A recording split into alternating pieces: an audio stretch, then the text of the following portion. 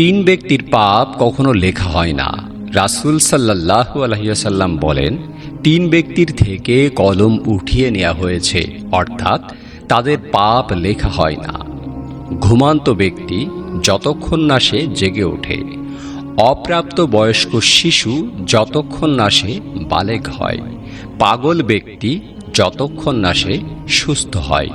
যখন তওবা করে কোনো লাভ হবে না, মৃত্যুর মুহূর্তে যখন রূহু গলার কাছে পৌঁছে যাবে, কিয়ামতের বড় আলামত সূর্য পশ্চিম দিক থেকে উঠলে, গায়েবের পর্দা সরে গেলে, যেমন মৃত্যুর ফেরেশতা দেখা বা আখিরাতের বাস্তবতা চোখে দেখা। নেগেটিভিটি যেখানেই দেখবেন সেখান থেকেই নিজেকে সরিয়ে নেবেন। এটা দুর্বলতা নয়, বরং নিজের মানসিক শান্তির প্রতি দায়িত্বশীল থাকা। মনে রাখবেন, জীবন অনেক সুন্দর, পৃথিবীও অনেক সুন্দর। পথ চলতে গিয়ে আগাছা আর কাটা ঝোপ থাকবেই, কিন্তু আপনাকেই বেছে নিতে হবে কোনটা পাশ কাটিয়ে এগিয়ে যাবেন। জীবনে তিনটি কথা কখনো ভুলবেন না। যে আপনাকে সাহায্য করে তাকে কখনো ভুলে যাবেন না। যে আপনাকে ভালোবাসে তাকে কখনো ঘৃণা করবেন না। যে আপনাকে বিশ্বাস করে তাকে কখনো ঠকাবেন না। যদি চারটি জিনিস মিলে যায় তাহলে তার দুনিয়া ও আখিরাত সফল। আল্লাহর জিকির করার মতো জবান, কৃতজ্ঞতা স্বীকারকারী অন্তর, ধৈর্য ধারণ করা দেহ, আখিরাতের ব্যাপারে সাহায্যকারী নেককার স্ত্রী। রাসূল সাল্লাল্লাহু আলাইহি ওয়াসাল্লামের প্রিয় কিছু আমল: ধোয়া ওটা গরম খাবার ঠান্ডা না হওয়া পর্যন্ত কখনোই খেতেন না। সুন্নত এবং নফল সালাত কখনো ছেড়ে দিতেন না। রাসূল সাল্লাল্লাহু আলাইহি ওয়াসাল্লামের প্রিয় কিছু আমল: ফজরের সালাতের পর সালাতের জায়গায় বসেই তসবিহ তাহলিল পড়তেন এবং সূর্য ওঠার পর 2 রাকাত সালাত আদায় করতেন। বাড়িতে উজু করে রুমাল দিয়ে হাত পা মুছে মসজিদে গিয়ে জামাতে নামাজ আদায় করতেন। রাসূল সাল্লাল্লাহু আলাইহি ওয়াসাল্লামের প্রিয় কিছু আমল: বিপদের সময় মাঝে মাঝে আকাশের দিকে তাকিয়ে নিজের কষ্টগুলো আল্লাহকে বলতেন। খুব বেশি খুশি হলে সিজদায় লুটিয়ে পড়তেন, আল্লাহকে শুকরিয়া জানাতেন। কখনোই দাঁড়িয়ে জুতা পরতেন না। রাসূল সাল্লাল্লাহু আলাইহি ওয়াসাল্লাম বলেন, তোমরা কবরস্থানে যাও, কারণ এটি তোমাদেরকে আখিরাতের কথা মনে করিয়ে দিবে। রাসূল সাল্লাল্লাহু আলাইহি ওয়াসাল্লাম বলেন, যে লোক তার জীবিকা প্রশস্ত করতে এবং আয়ু বৃদ্ধি করতে চায় সে যেন আত্মীয়তার সম্পর্ক রক্ষা করে। রাসূল সাল্লাল্লাহু আলাইহি ওয়াসাল্লাম বলেন, একজন নারীকে বিয়ে করার সময় 4টি বিষয় খেয়াল রাখতে হয়: তার ধন সম্পদ, সৌন্দর্য, বংশ পরিচয় আর দিনদার। অবশ্যই তোমরা দিনদার নারীকে দেখে বিয়ে করবে, অন্যথায় তুমি ক্ষতিগ্রস্ত হবে। হ্যাঁ, এটাই সঠিক। সব কথার উত্তর দিতে নেই, সব কিছুর প্রতিক্রিয়াও দিতে নেই। নিজেকে প্রমাণ করার দরকার নেই, শুধু নিজের পথে স্থিরভাবে এগিয়ে যান। যে কান্নায় জাহান্নামের আগুন হারাম। রাসূল সাল্লাল্লাহু আলাইহি ওয়াসাল্লাম বলেছেন, 2 চোখকে জাহান্নাম স্পর্শ করবে না: যে চোখ আল্লাহর ভয়ে কাঁদে, যে চোখ আল্লাহর পথে জেগে পাহারা দেয়। তিরমিজি হাদিস, হাদিস নাম্বার 1639। আবু হুরায়রা রাদিয়াল্লাহু তাআলা আনহু থেকে বর্ণিত, যখন স্বামী স্ত্রীকে বিছানায় ডাকে এবং সে না আসে, স্বামী রেগে রাত কাটায়, তখন ফেরেশতারা সকাল পর্যন্ত ওই নারীকে অভিশাপ দেয়। কোরআন পড়া ও শেখানো উত্তম কাজ। উসমান ইবনে আফফান রাদিয়াল্লাহু তাআলা আনহু থেকে বর্ণিত, রাসূল সাল্লাল্লাহু আলাইহি ওয়াসাল্লাম বলেছেন, তোমাদের মাঝে সবচেয়ে উত্তম ব্যক্তি সেই যে কোরআন শেখে এবং অন্যকে তা শেখায়। তিরমিজি হাদিস, হাদিস নাম্বার 2909। কোরআন কিয়ামতের দিন সুপারিশকারী হবে। তোমরা কোরআন তেলাওয়াত করো, কারণ কিয়ামতের দিন কোরআন তার পাঠকের পক্ষ থেকে সুপারিশকারী হবে। সহিহ মুসলিম, হাদিস নাম্বার 804।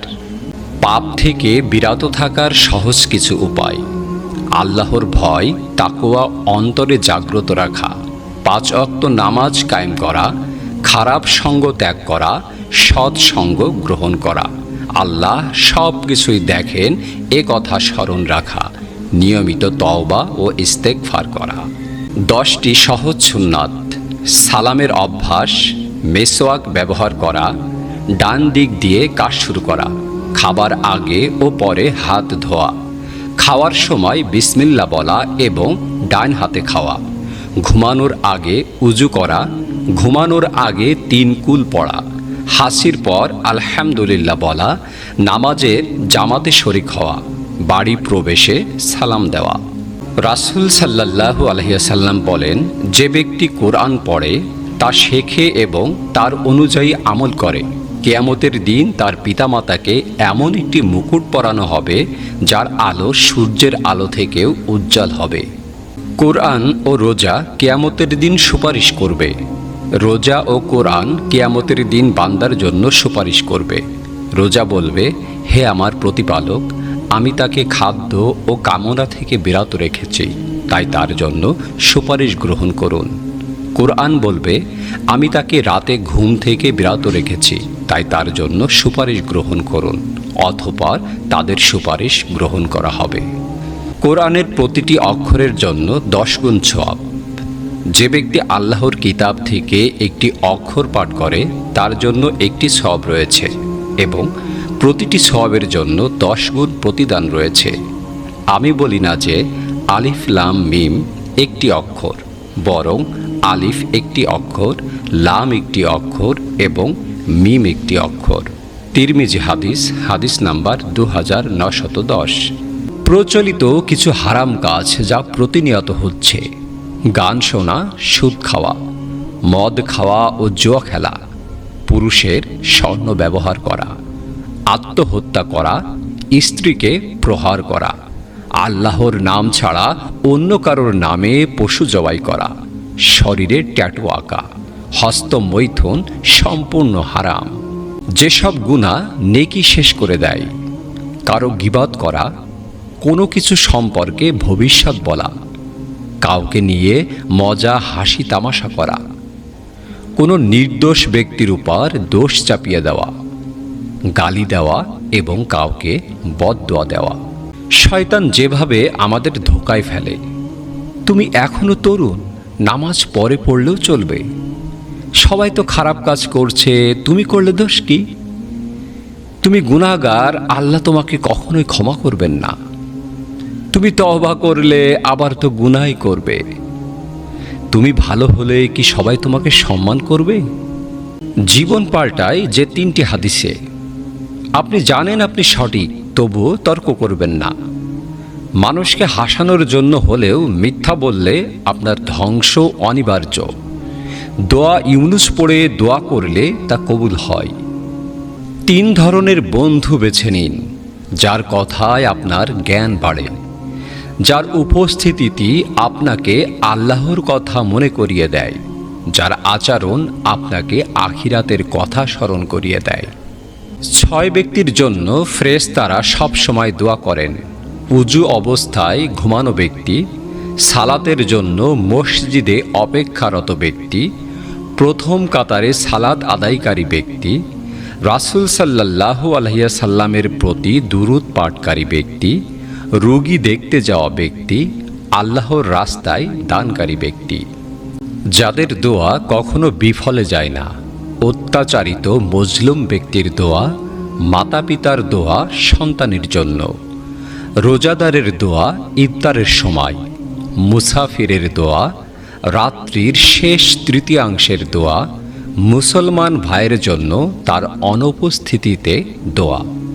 নারীদের জান্নাতে যাওয়ার সহজ উপায়: 5 ওয়াক্ত নামাজ আদায় করা, রমজানে রোজা রাখা, নিজের সতীত্ব ও পর্দা রক্ষা করা, স্বামীর আনুগত্য করা যদি বিবাহিত হয়, সন্তানকে দ্বীনের পথে লালন পালন করা, ধৈর্য ও তাকওয়া অবলম্বন করা। রাসূল সাল্লাল্লাহু আলাইহি ওয়াসাল্লাম বলেছেন, আত্মার ঔষধ 5টি: কোরআন তেলাওয়াত করা, তাহাজ্জুদের নামাজ আদায় করা, শেষ রাতে বিনীত দোয়া করা, নেককারদের সংস্পর্শে থাকা, আল্লাহর জিকির করা। রাসূল সাল্লাল্লাহু আলাইহি ওয়াসাল্লাম বলেছেন, আল্লাহ তাআলা আমাকে 7টি আয়াত দিয়েছেন যা পূর্ববর্তী কোনো নবীকে দেননি। তা হলো সূরা ফাতিহা। রাসূলুল্লাহ সাল্লাল্লাহু আলাইহি ওয়াসাল্লাম যখন দোয়া করতেন তিনি একবারের বদলে 3 বার করতেন এবং যা চাইতেন 3 বারই মিনতি করতেন। যে ব্যক্তি দিনে ও রাতে 12 রাকাত সুন্নত নামাজ আদায় করে আল্লাহ তার জন্য জান্নাতে একটি ঘর নির্মাণ করবেন। তোমাদের কারোর বাড়ির সামনে যদি একটি নদী থাকে এবং সে প্রতিদিন 5 বার তাতে গোসল করে তবে কি তার শরীরে কোনো ময়লা থাকবে? সাহাবারা বললেন, না। তিনি বললেন, 5 ওয়াক্ত নামাজও তেমনই, আল্লাহ এর মাধ্যমে গুনাহ মাফ করেন। মুনাফিকের জন্য সবচেয়ে কঠিন নামাজ হলো ফজর ও ঈশা। যদি তারা জানতো এই নামাজগুলোর ফজিলত তবে তারা হামাগুড়ি দিয়েও তা আদায় করতে আসতো। কিয়ামতের দিন বান্দার আমলের মধ্যে সর্বপ্রথম নামাজের হিসাব নেওয়া হবে। যদি তা সঠিক হয় তবে সে সফল ও মুক্তি পাবে, আর যদি তা ত্রুটিপূর্ণ হয় তবে সে ব্যর্থ ও ক্ষতিগ্রস্ত হবে। রাসূল সাল্লাল্লাহু আলাইহি ওয়াসাল্লাম বলেন, আমাদের ও তাদের অর্থাৎ অবিশ্বাসীদের মধ্যে পার্থক্যকারী হলো সালাত। যে তা পরিত্যাগ করে সে কুফর করেছে। বিশেষ দ্রষ্টব্য, যে কুফর করে সে কাফের। গীবত কত ভয়ঙ্কর! রাসূল সাল্লাল্লাহু আলাইহি ওয়াসাল্লাম বলেন, মিরাজের রাতে আমি এমন এক জাতির পাশ দিয়ে অতিক্রম করলাম যাদের নখ ছিল তামার তৈরি, আর তারা নিজেদের মুখ ও বুক ছিঁড়ে ছিঁড়ে খাচ্ছিল। আমি বললাম, হে জিবরাইল, এরা কারা? তিনি বললেন, এরা সেই সব মানুষ যারা গীবত করত এবং অন্যের সম্মানে হাগাত হানত। জীবনের কঠিন সত্য, মায়ের মতো নিঃস্বার্থ ভালোবাসা আর কেউ দিতে পারে না। সম্মান তারা পায় যাদের হাতে আছে অর্থ ও প্রতিপত্তি। সবচেয়ে কাছের মানুষরাই সবচেয়ে বেশি কষ্ট দেয়। অর্থহীন মানুষ হলো ফুটবলের মতন, সুযোগ পেলেই সবাই লাথি মারে। এই 5টি হাদিস জানলে জীবন বদলে যাবে। তুমি জানো তুমি সঠিক, তবুও তর্কে যেও না। আঙ্গুলের তসবিহ গণনা করো, কিয়ামতের দিন এগুলো কথা বলবে। দোয়া ইউনিস পড়ে দোয়া করলে তা কবুল হয়। একজন মানুষ হেদায়েত পেলে তা লাল উট পাওয়ার চেয়ে উত্তম। মানুষকে হাসাতে মিথ্যা বললে ধ্বংস অনিবার্য। দরিদ্রতা আনে যে কাজ, তাড়াহুড়ো করে নামাজ আদায় করা, দাঁড়িয়ে প্রসব করা, প্রসবের জায়গায় উজু করা, দাঁড়িয়ে পানি পান করা, দাঁত দিয়ে নখ কাটা, পরিধেয় কাপড় দ্বারা মুখ পরিষ্কার করা। যখন তোমার স্বামী বলে এখানে যেও না ওখানে যেও না, তখন এটাকে শাসন না ভেবে আল্লাহর কাছে শুকরিয়া আদায় করো। কারণ যে বাগানে কোনো মালি নেই সে বাগান শীঘ্রই উজাড় হয়ে যায়। এটা নিয়ন্ত্রণ নয়, বরং ভালোবাসা, দায়িত্ব আর হেফাজতের নাম। জান্নাতি মৃত্যুর লক্ষণ, লা ইলাহা ইল্লাল্লাহ বলে মৃত্যু হওয়া, জুম্মার দিন বা রাতে মৃত্যু হওয়া, শহীদ হয়ে মৃত্যু হওয়া, পেটের রোগে মৃত্যু হওয়া, জ্বরে আক্রান্ত হয়ে মৃত্যুবরণ করা। পুরুষের সংসার ধ্বংসের 5টি কারণ: স্ত্রী থাকা সত্ত্বেও পরকীয়া করা, স্ত্রীর রূপে অসন্তুষ্ট থাকা, স্ত্রীর সাথে অহেতুক তর্ক করা, জেদ এবং খিটখিটে আচরণ করা, ইনকামের খোঁটা দিয়ে স্ত্রীকে অপমান করা। ইসলামে এসব আচরণ নিষিদ্ধ। এগুলো সংসার অশান্তি এবং ধ্বংস ডেকে আনে। স্বামী স্ত্রীর সম্পর্ক নষ্ট করে এমন 8টি কাজ: গোপনীয়তা রক্ষা না করা, কথায় কথায় অন্যদের সাথে তুলনা করা, অতিরিক্ত সন্দেহ করা, স্ত্রীকে সময় না দেওয়া, ভুল করলে স্বীকার না করা, অন্যদের সামনে অপমান করা, পুরনো ভুল বারবার মনে করানো, পরপুরুষ পরনারীর সাথে অপ্রয়োজনীয় যোগাযোগ রাখা। স্বামীর কাছে স্ত্রীর 10টি প্রাপ্য অধিকার: দেনমোহর আদায় করা ফরজ, স্ত্রীর খরচ বহন করা স্বামীর দায়িত্ব। পর্যাপ্ত ও নিরাপদ বাসস্থানের ব্যবস্থা, স্ত্রীর সঙ্গে কোমল ও সুন্দর আচরণ, শারীরিক চাহিদা পূরণে যত্নবান হওয়া, ধর্মীয় ইবাদতের সুযোগ করে দেওয়া, একাধিক স্ত্রী হলে ইনসাফ বজায় রাখা, স্ত্রীর মান সম্মান রক্ষা করা স্বামীর কর্তব্য, স্ত্রীকে তার আত্মীয় স্বজনের সঙ্গে সম্পর্ক রাখতে উৎসাহ দেওয়া, অত্যাচার ও নির্যাতন থেকে সম্পূর্ণ বিরত থাকা। যারা জান্নাতের ঘ্রাণও পাবে না, অহংকারী মানুষ, আত্মীয়তার সম্পর্ক ছিন্নকারী, মদ্যপানকারী ও তওবা না করা মাদকসেবী, গীবতকারী ব্যক্তি, পর্দা লঙ্ঘনকারী ও অশ্লীলতা প্রচারকারী নারী। এক বৃদ্ধ ব্যক্তিকে প্রশ্ন করা হলো যে ইবাদত করার জন্য সর্বোত্তম দিন কোনটি? তিনি বললেন, মৃত্যুর আগের দিন। প্রশ্নকারী হতভম্ব হয়ে বললেন, মৃত্যুর সময় তো কারোর জানা নেই। বৃদ্ধ লোকটি বলল, তাহলে প্রতিটি দিনকেই মৃত্যুর দিন মনে করো। আল্লাহ যাদেরকে পছন্দ করেন না, ব্যভিচারী ব্যক্তি, অহংকারী ফকির, মিথ্যাবাদী বাদশাহ, বিক্রয়ের সময় মিথ্যা শপথকারী, দান করে যে খোঁটা দেয়, টাকনুর নিচে কাপড় পরিধানকারী, পানি পানে বাধা দানকারী। কিয়ামতের আগের ভয়ঙ্কর লক্ষণ। কোরআন পড়া হবে শুধু গলায় সুর দেখানোর জন্য, পর্দা উঠে যাবে, লজ্জা হারিয়ে যাবে, জিনা হবে সাধারণ কাজ। কিয়ামতের কথা শুনেও মানুষ হাসবে, ভাববে না। হালাল হারাম যাচাই না করেই খাওয়া হবে। দুনিয়ার সুখ হবে মানুষের একমাত্র লক্ষ্য।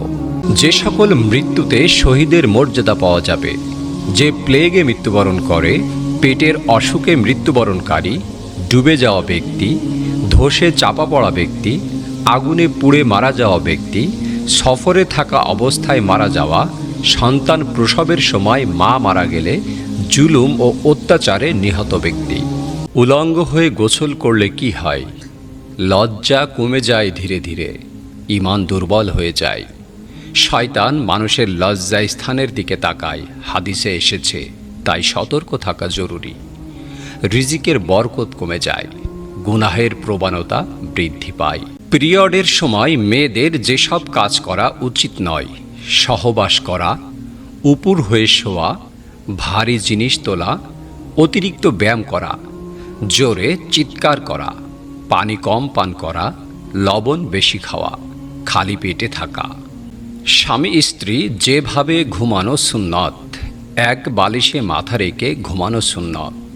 স্বামী স্ত্রী একে অপরকে জড়িয়ে ধরে ঘুমানো সুন্নত। স্বামী স্ত্রী মুখোমুখি হয়ে ঘুমানো সুন্নাত।